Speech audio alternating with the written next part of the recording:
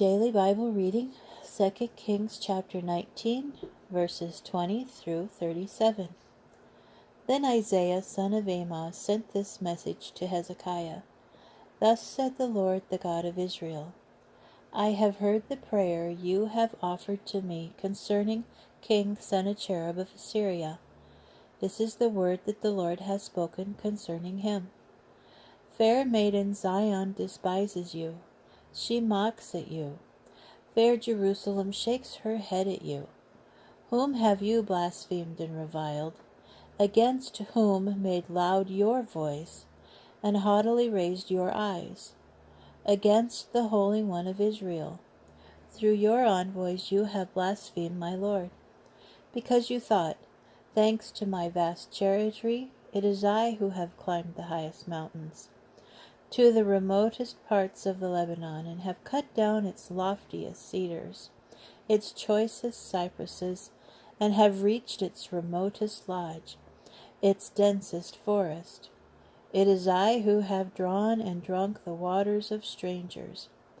I have dried up with the soles of my feet all the streams of Egypt. Have you not heard? Of old I planned that very thing. I designed it long ago, and now have fulfilled it, and it has come to pass, laying waste fortified towns in desolate heaps. Their inhabitants are helpless, dismayed, and shamed. They were but grass of the field and green herbage, grass of the roofs that is blasted before the standing grain. I know your stayings, and I know your goings and comings, and how you have raged against me. Because you have raged against me, and your tumult has reached my ears, I will place my hook in your nose and my bit between your jaws, and I will make you go back by the road by which you came. And this is the sign for you. This year you eat what grows of itself, and the next year what springs from that. And in the third year sow and reap and plant vineyards and eat their fruit. And the survivors of the house of Judah that have escaped shall regenerate its stock below and produce boughs above.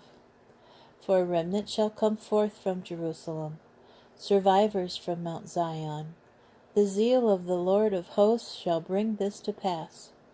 Assuredly, thus said the Lord concerning the king of Assyria, he shall not enter this city, he shall not shoot an arrow at it, or advance upon it with a shield, or pile up a siege mound against it. He shall go back by the way he came, he shall not enter this city, declares the Lord.